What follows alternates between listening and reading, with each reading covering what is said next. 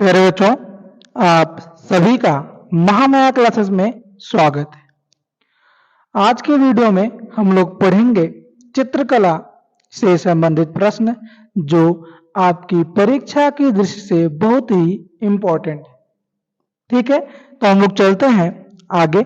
यह और एक विशेष ध्यान दीजिए कि यह जो प्रश्न रहेंगे यह high school board, inter board, class 9 और 11th सभी के लिए आवश्यक है। चलिए चलते हैं प्रश्न नंबर 1 पर।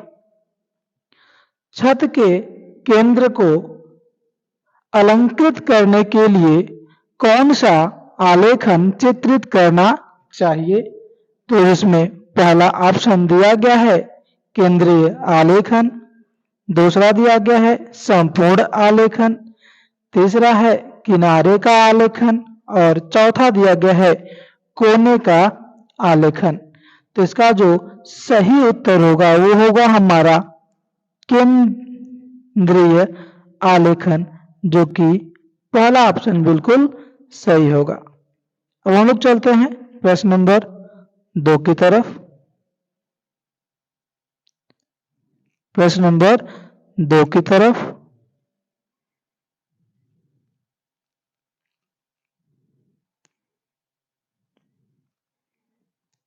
और दूसरा प्रश्न है कि किनारी डिजाइन का उपयोग किया जाता है। किनारी डिजाइन का उपयोग किया जाता है तो जिसमें पहला ऑप्शन है फर्श के केंद्र के लिए, दूसरा ऑप्शन है साड़ी की किनारी के लिए, तीसरा ऑप्शन है छत के केंद्र के लिए और चौथा ऑप्शन दिया गया है तकिए के मध्य के लिए। तो इसका सही उत्तर होगा हमारा बी, साड़ी के केंद्र के लिए। अब चलते हैं अगले प्रश्न पे, प्रश्न नंबर 3 की तरफ।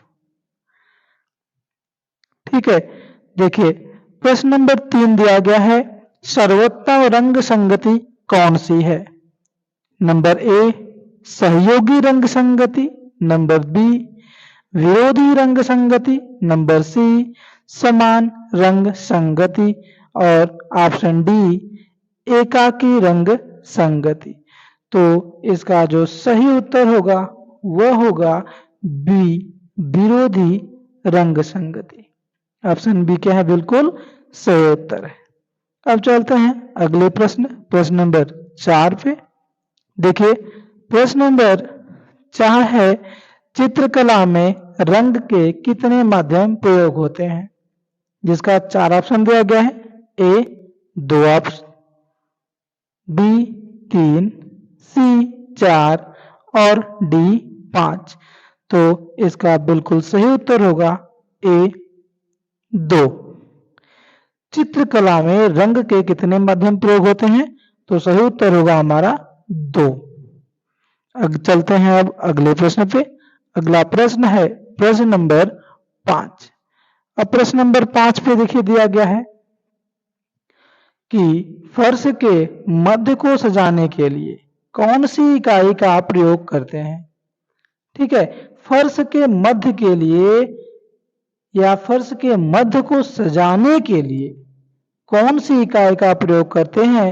जिसमें पहला ऑप्शन है फूल, पत्ती तथा कलियां, दूसरा ऑप्शन है विविध यांत्रिक इकाई, तीसरा है केवल पशु पक्षी और चौथा दिया गया है ज्यामितीय आकार।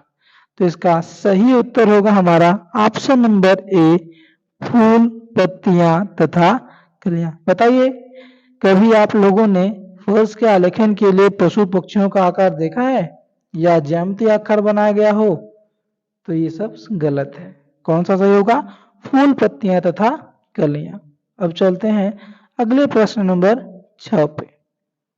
देखिए अगला प्रश्न है 6, जिसमें दिया गया है कि प्राकृतिक आलेखन को किस प्रकार आकर्षक बनाएंगे? तो ऑप्शन ए पत्तियों द्वारा, ऑप्शन बी ज्यामितीय इकाई द्वारा, ऑप्शन सी विविध समायोजन द्वारा और ऑप्शन डी कुछ भी ना बनाकर।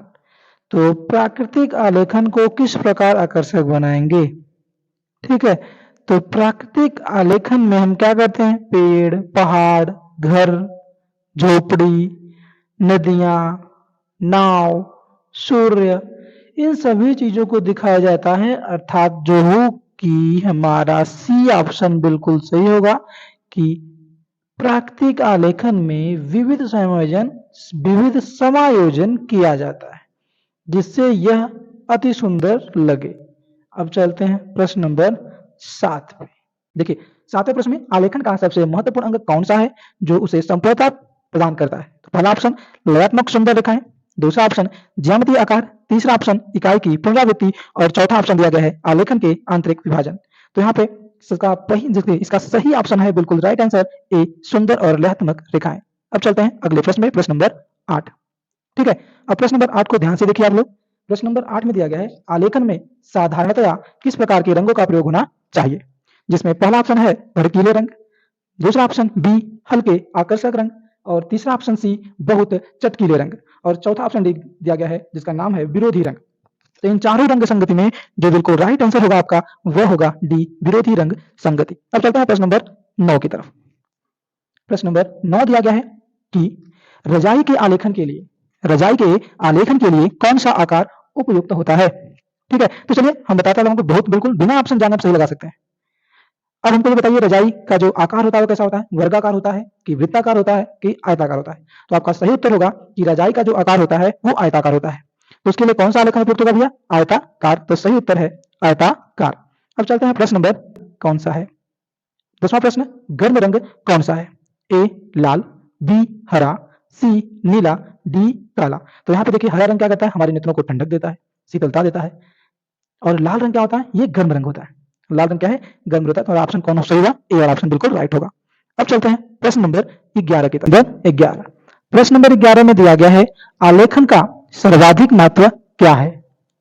जिसका पहला ऑप्शन है वस्तुओं को आकर्षक बनाना, दूसरा ऑप्शन है वस्तुओं को उपयोगी बनाना, तीसरा ऑप्शन है वस्तुओं को कीमती बनाना और चौथा ऑप्शन है वस्तुओं को टिकाऊ बनाना। तो जिसमें सही उत्तर होगा आलेखन काम क्या है? वस्तुओं को आकर्षक बनाना। तो ऑप्शन ए क्या है? बिल्कुल राइट आंसर है। अब चलते हैं प्रश्न नंबर 12 पे। अब देखिए प्रश्न नंबर 12 जिसमें दिया गया है कि आलेखन में ज्यामिति का प्रयोग क्यों होता है? ठीक है, आलेखन में ज्यामिति का प्रयोग क्यों होता है? पहला ऑप्शन है ए ज्यामिति सीखने के लिए, ऑप्शन बी सुंदरता के लिए, ऑप्शन सी निश्चित आकार देने के लिए और ऑप्शन डी सरल बनाने के लिए।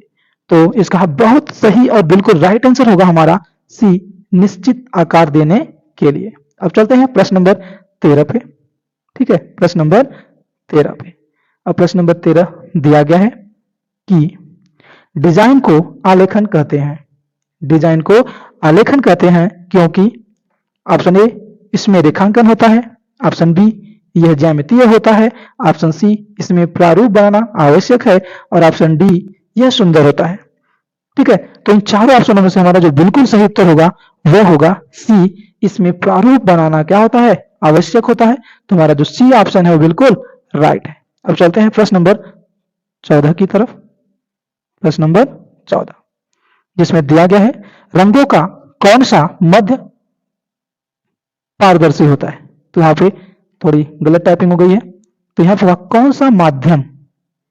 ठीक है, रंगों का कौन सा माध्यम पारदर्शी होता है? तो पहला ऑप्शन दिया गया पोस्टर रंग, दूसरा जल रंग, तीसरा पेस्टल रंग और चौथा तैल रंग। तो यहाँ पे पारदर्शी कौन सा होगा भैया? तो उसका सही ऑप्शन है बी जल रंग। जल रंग कैसा होता है? पारदर्शी होता है। अब चलते हैं प्रश्न नंबर 15 पे। अब प्रश्न नंबर 15, नीले रंग में कौन सा रंग मिलाने पर, नीले रंग में कौन सा रंग मिलाने पर बैगनी रंग बनता है? ठीक है, फिर से देखिए, नीले रंग में कौन सा रंग मिलाने पर बैगनी रंग बनता है? तो इसका पहला ऑप्शन है हरा, दूसरा पीला, तीसरा लाल और चौथा काला। आप जानते हैं कि लाल और हरा मिलाएंगे तो काला बनेगा, लेकिन नीले में जब बैगनी मिलाएंगे तब कौन सा रंग बनेगा? ओहो सॉरी, नीले रंग में कौन सा रंग मिलाने पर बैगनी बनता है? तो इसका सही उत्तर है सी लाल रंग। लाल रंग को अगर हम नीले रंग में मिलाएंगे तो वह बैंगनी रंग का होगा। अब चलते हैं प्रश्न नंबर 16 पे।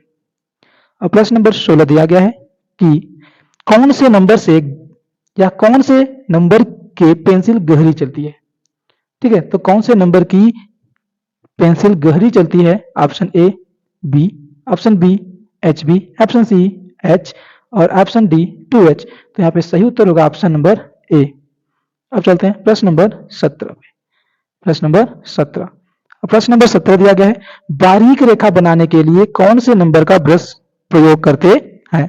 तो देखिए भाई, जिसका नंबर जितना कम होगा ब्रश में वो उतनी बारीक लाइन खींचेगा। तो बिना कुछ सोचे समझे ऑप्शन नंबर ए को आप आंसर लगा देंगे। ठीक है, ये क्या होगा? आपका बिल्कुल राइट आंसर होगा। अब चलते हैं प्रश्न नंबर 18 पे, जिसमें दिया गया है कि आलेखन के लिए कौन सा आकार उपयुक्त नहीं है। अर्थात कह सकते हैं कि किस आकार में हम आलेखन नहीं बना सकते। तो जिसका पहला ऑप्शन है वृत्त, दूसरा है वर्ग, तीसरा है त्रिभुज और चौथा है कोण। तो आप सभी लोग जानते हैं वृत्त में चित्र बनता है, वर्ग में चित्र बनता है, त्रिभुज में भी चित्र बनता है और ऑप्शन डी कोण में चित्र नहीं बनता है। अर्थात यही ऑप्शन क्या होगा? हमारा बिल्कुल राइट होगा। अब चलते हैं प्रश्न नंबर 19 की तरफ। प्रश्न नंबर 19, फैब्रिक पेंटिंग के लिए कौन सा माध्यम उपयुक्त है। फैब्रिक पेंटिंग के लिए कौन सा माध्यम उपयुक्त है? पहला है तैल रंग, दूसरा है पोस्टर रंग, तीसरा है एक्रेलिक रंग और आप चौथा ऑप्शन दिया गया डी, इनमें से कोई नहीं। तो जो आपका एक्रेलिक है यही रंग फैब्रिक पेंटिंग के लिए क्या होता है? उपयुक्त माना जाता है। तो ऑप्शन सी आपका बिल्कुल सही हुआ। अब चलते हैं प्रश्न नंबर 20 की तरफ। प्रश्न नंबर 20, ज्यामितीय डिजाइन का अधिकतर प्रयोग होता है। ज्यामितीय डिजाइन का अधिकतर प्रयोग होता है। प्रश्न नंबर 20, ज्यामितीय डिजाइन का अधिकतर प्रयोग होता है। पहला ऑप्शन बौद्ध अलंकरण में, दूसरा ऑप्शन मुसलमानी अलंकरण में, तीसरा ऑप्शन जैन अलंकरण में, चौथा ऑप्शन दिया गया है राजपूत अलंकरण में। तो इसका सही उत्तर होगा ऑप्शन बी, मुसलमानी अलंकरण में। अब चलते हैं हम लोग क्वेश्चन, आधुनिक भारतीय चित्रकला का प्रथम चित्रकार किसे माना गया है। आधुनिक भारतीय चित्रकला का प्रथम चित्रकार किसे माना गया है? जिसमें पहला ऑप्शन है MF हुसैन को, दूसरा ऑप्शन है अमृता शेरगिल को, तीसरा ऑप्शन है रविंद्रनाथ टैगोर को और चौथा ऑप्शन दिया गया है अवनींद्रनाथ टैगोर को। तो जिसका सही उत्तर होगा वो होगा हमारा बी, अवनींद्रनाथ टैगोर, बिल्कुल राइट आंसर होगा। अब चलते हैं अगले प्रश्न नंबर 22 पे। चलिए भाई, प्रश्न नंबर 22, राजस्थानी चित्रकला के उद्भव और विकास में किस शैली की प्रमुख भूमिका है? तो पहला ऑप्शन ए मेवाड़ चित्र शैली, बी बीकानेर चित्र शैली, सी किशनगढ़ चित्र शैली और डी बूंदी चित्र शैली। तो इसका सही उत्तर होगा कौन सा? ए ऑप्शन बिल्कुल सही होगा, मेवाड़ चित्र शैली। अब चलते हैं क्वेश्चन नंबर 23 की तरफ। क्वेश्चन नंबर 23 की तरफ। क्वेश्चन नंबर 23 दिया है चारकोन क्या है? जिसमें पहला दिया गया ग्रेफाइट, लाल रंग, तैल रंग, इनमें से कोई नहीं। तो आपका जो ए है वो बिल्कुल राइट आंसर है। ग्रेफाइट एक चारकोल क्या है? ग्रेफाइट है। अब चलते हैं क्वेश्चन नंबर 24 की तरफ। क्वेश्चन नंबर 24, पेस्टल रंग किस प्रकार के होते हैं? ए अस्थाई, बी अस्थाई, सी चमकीले, डी धुंधले। तो जो पेस्टल रंग होता है वो क्या होता है? अस्थाई होता है, इसलिए ऑप्शन बी क्या होगा? बिल्कुल राइट होगा। अब चलते हैं अगला क्वेश्चन 25 पर। समकोण त्रिभुज किसे कहते हैं? ए जिसका आधार कोण 45 अंश का हो, जिसका आधार कोण 75 अंश का हो, जिसका आधार कोण 60 अंश का हो और डी जिसका आधार कोण 90 अंश का हो। तो आपका बिल्कुल राइट आंसर होगा डी, जिसका आधार कोण 90 अंश का हो उसे समकोण त्रिभुज कहते हैं। अब चलते हैं क्वेश्चन नंबर 26 की तरफ। 26 क्या दिया गया है? क्वेश्चन नंबर 26 की तरफ, जिसमें दिया गया है अनुकूल रंग संगति में कितने रंगों का प्रयोग होता है। ठीक है, तो आप ए दिया है 2 से 3, बी 1, सी 3 से 5, डी 4 से अधिक। तो हमारा जो बिल्कुल राइट आंसर होगा वो होता है ए, 2 से 3 रंगों की जो संगति होती है उसे अनुकूल रंग संगति कहते हैं। अब अगला है प्रश्न नंबर 27, रेखा क्या है? ठीक है, रेखा क्या है? तो ऑप्शन ए दिया गया है पैमाने से खींची जाने वाली रेखा, बी 2 बिंदुओं के बीच की दूरी, सी आकृति बनाने वाली और डी चित्र तैयार करने वाली। ठीक है, तो रेखा की परिभाषा ही होती है 2 बिंदुओं के बीच की दूरी को क्या कहते हैं? रेखा कहते हैं। अगला प्रश्न है 27वां, अगला प्रश्न है 28वां, जिसमें दिया गया है कि कौन सी पेंसिल से बनाई गई रेखा अधिक काली होती है? कौन से पेंसिल से बनाई गई रेखा अधिक काली होती है? जिसका ए ऑप्शन दिया गया है HB, B 2B, C 2H and D H। तो इसका बिल्कुल सही आंसर होगा हमारा बी ऑप्शन, जो 2B पेंसिल होती है वो सबसे, ठीक है, तो हमारा कौन सी पेंसिल से बनाई गई रेखा अधिक काली होती है? तो इसका सही उत्तर होगा 2B। निम्नलिखित में से द्वितीयक रंग कौन सा है? तो ए ऑप्शन दिया गया लाल, बी नीला, सी नारंगी, डी पीला। तो इसका बिल्कुल सही आंसर होगा हमारा नारंगी। कौन वाला ऑप्शन? सी वाला बिल्कुल राइट आंसर होगा कि नारंगी रंग क्या होता है? द्वितीयक रंग होता है। अब चलते हैं इस वीडियो का सबसे अंतिम प्रश्न, प्रश्न नंबर 30। किसी मूल रंग का शेड बनाने के लिए किस रंग का प्रयोग करते हैं? फिर से सुनिए, किसी मूल रंग का शेड बनाने के लिए किस रंग का प्रयोग करते हैं? ऑप्शन ए सफेद, ऑप्शन बी काला, ऑप्शन सी ग्रे और ऑप्शन डी बैगनी। ठीक है, तो किसी मूल रंग का शेड बनाने के लिए हम ऑप्शन बी का प्रयोग करते हैं, अर्थात काले रंग का प्रयोग करते हैं। ये हमारा क्या होगा? बिल्कुल राइट आंसर होगा 30वें प्रश्न का। अगर आज की यह वीडियो आपको बहुत अच्छी लगी हो तो आप हमारे चैनल को लाइक, शेयर एंड सब्सक्राइब करें और अपने अन्य दोस्तों तक भी इस वीडियो को शेयर करें। जय हिंद, जय भारत।